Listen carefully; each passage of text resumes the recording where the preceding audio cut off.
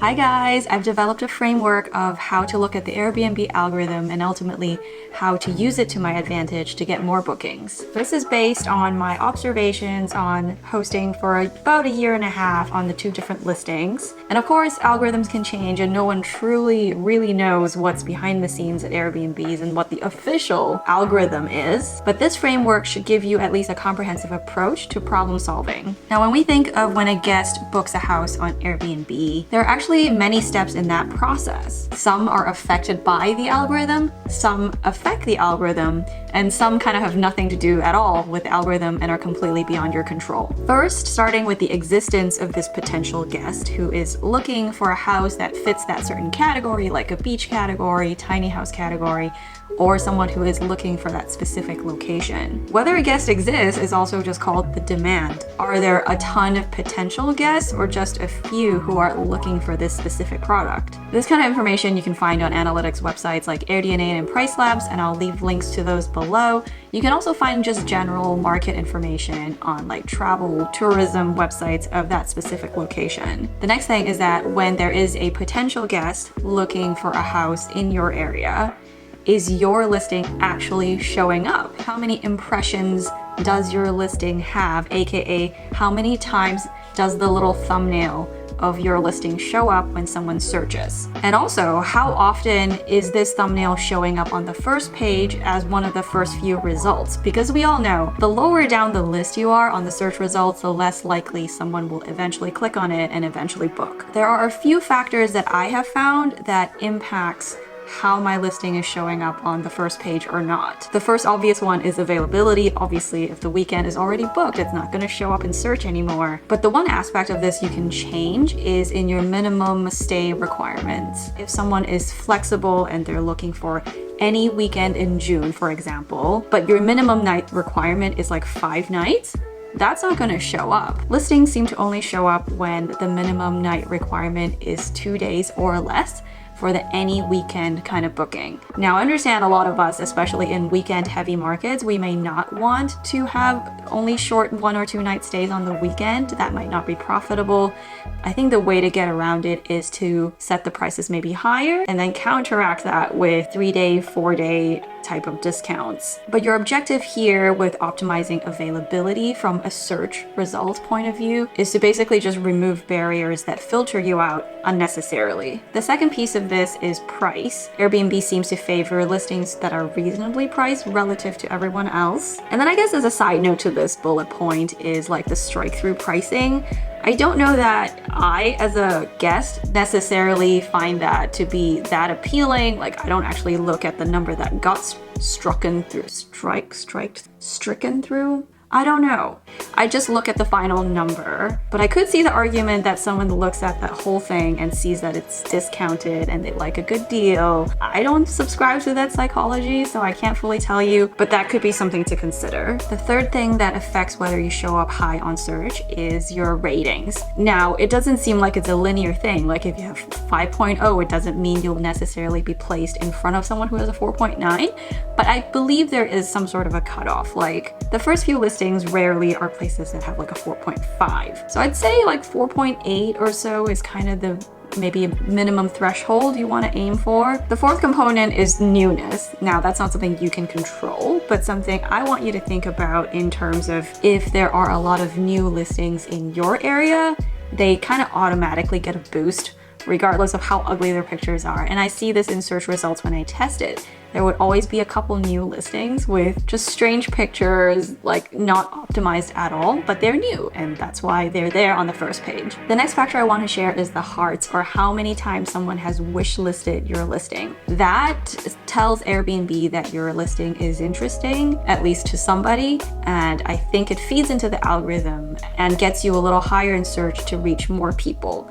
Similarly, the better your next steps are in this process, like your click-through rate, your conversion, your number of views, that also feeds back into the number of impressions you are more likely to make. Next is categories. Obviously, if someone is searching for a category and you fit that criteria, that will help you reach more people through that category in that search. feel like I said category so many times in that one sentence. The next bullet point is a question mark for me, and it might be superstition, but back when I started, I saw this video, and I'm so sorry I don't remember who made that video, but they said somehow when they update their listing, usually they get a booking in a couple days. And maybe it's just coincidence, maybe it's just in my head, but it does actually seem to work out. So sometimes when it's a slow month or a slow day, I just kind of go in, I tweak my description a little bit, I tweak the title a little bit, I rearrange the pictures, add some more to the caption, and just kind of refreshes it so that on the listing page it says last updated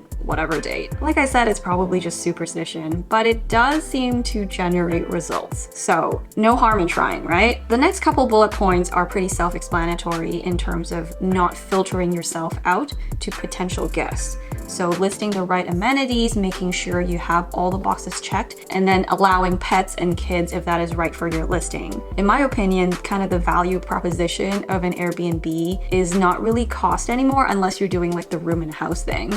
It's more so you get to have a big group together, where otherwise you would have had to book separate hotel rooms and there's no place to congregate. If you're filtering out people with kids, you're really taking out a big chunk of the market.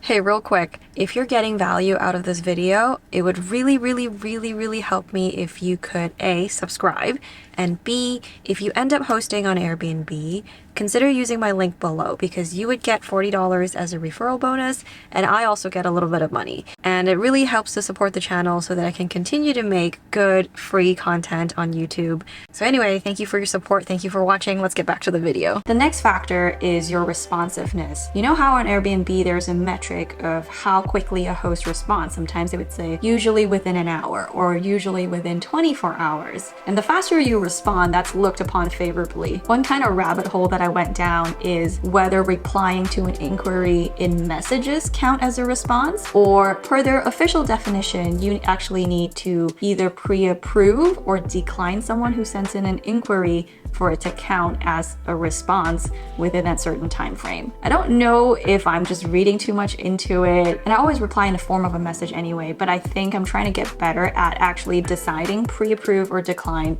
as quickly as I can within reason, just to kind of meet this metric. The last factor that I've considered is maybe being a super host. Now, I don't think this actually matters very much on Airbnb. However, this is looked upon very highly favorably in the verbal algorithm, which I'm not covering at all in this video. Now, moving on to the next step. After someone has seen your listing on search results, what determines whether they will click on it to see some more, right? That percentage of people who click through to see the page is your click-through rate, or in absolute terms, the number of views you're getting on the page. On your Airbnb metrics, it is shown as the percentage impression to listing. And the main factors that determine how successful you are with this metric is, of course, the thumbnail.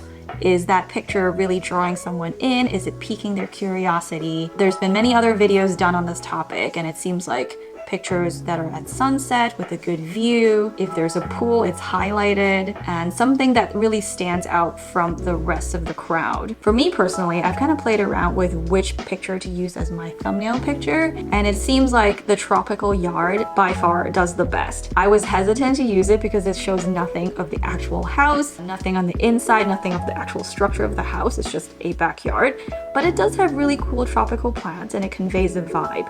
And I think it's good enough of a picture that people usually scroll to the next one. And once you scroll, you kind of keep scrolling and you want to find out a little bit more. That's my theory of why it does better for me. I think eventually I want a thumbnail picture shot from inside the house that can show the backyard, but also show a little bit of the house. That was actually the plan for my previous trip to the house, but that didn't pan out, and I'll link the video below where I talked about how I failed. But anyway, the title also shows up here. So what are the first few words you can use to describe this listing? Some people use it for amenities. Some people use it for like a kind of a branded name. I'm not quite sure if the verdict is out yet on which way would be the better option, but something you can play around with. Going back to pictures, the first few pictures are important because if the first one is cool, people will usually scroll to the next one and maybe the next one after that. So make sure your first few pictures are arranged in a way that showcases encompasses multiple parts of the house. They don't have to be like chronological, and I would argue they shouldn't be repetitive, and make sure they're all formatted to function well as a square picture, because that's what shows up as a thumbnail, but you also need to make sure they work as a horizontal picture, because once someone clicks in and that picture expands, it's a landscape picture. The last component that affects whether someone clicks on the thumbnail is the price. If something is out of somebody's price point, they probably won't click unless it's really that fascinating and they just need to click on it just to look, if they're just window shopping. So my advice here is to check your competition and make sure you're priced appropriately. Say if someone is getting a page of 10 search results and you are one of them, do you stand out in quality, in pictures, in price, compared to everything else that could be showing up on the search page? All right, moving on to the fourth step of the whole booking process is the conversion, aka is someone who is looking at your listing on your listing page. Are they eventually deciding to take some action? And the action they take could be either deciding not to book it at all because they don't like what you have, or they might book it directly, which would be the most ideal option. So yeah, make sure you have direct booking turned on, and you can set your settings to require guest ID and to require positive reviews as kind of a safety guest screening type of measure to protect you. The third kind of action they might take is to ask you a question. Ideally, your listing has enough information. You have pictures of every room, all the different angles of each room, all the sleeping arrangements, all the bathrooms, kind of all the things people could ask about. And you have written out all of your descriptive amenities, what you have, what's nearby, that people don't even have to have that question, because that is another barrier someone has to go through, right? It's weird, but sometimes people just don't even want to ask that question. If they see another listing that has everything they needed and they have 0 questions left, they're more likely to book that other place. The strategy should be to minimize the number of questions you get by having a good listing description, but when you do get questions, get a really quick response and also convey some kind of warmth and hospitality to anyone who is reaching out, and make sure they feel welcoming. You are excited to host them. The last piece in conversion is the cancellation policy. Personally, in my market, all the listings have sort of shifted away from the strict policy that used to be the majority. Now, majority of them are in the firm cancellation policy, which is a little bit looser than strict. This kind of data you can either find on AirDNA or Price Labs, and I personally use the Price Labs market dashboards, and I try to review them at least once a month just to keep up with the trends in the market. And then finally, on the 5th step of booking. Hooray, you got the booking, but you're not quite done yet. You want to make sure people aren't going to cancel, especially if you have a cancellation policy that allows them to cancel up to however many days. I am not 100% certain, but I have a feeling that the percentage of cancellations, if it's really high, that could impact how you show up in search through the algorithm. People cancel for all sorts of reasons that are beyond your control, but I like to send people a confirmation message kind of separate from the one that Airbnb already sends, just to convey that I am a person, I am warm, I am excited to host you, and I am ready to answer any questions you have. Just setting that tone will go a long way to someone reaching out to you first to troubleshoot something they have, versus just, let's just cancel, whatever, let's book another place. I hope this was helpful, and if I missed anything, please leave a comment so that we can all learn. Now, going forward, I plan to have at least one Airbnb related video, like at least once a month. However, I plan to also sprinkle in some travel related content and house related content. And then also, I've been really excited to share with you guys a project that I've been working on. Don't worry, it's not like a scammy thing. It's not a course. I'm not selling you anything. It's just like a fun project that I'm just starting, and I want to take you along on the journey. But that's the next video, and I just wanted to give you a heads up that I want to leave a little bit of room on my channel to share that with you guys. Anyway, I really appreciate all of you spending time with me and being part of my journey here on YouTube. Thank you for all your support, and I will see you again next week. Bye!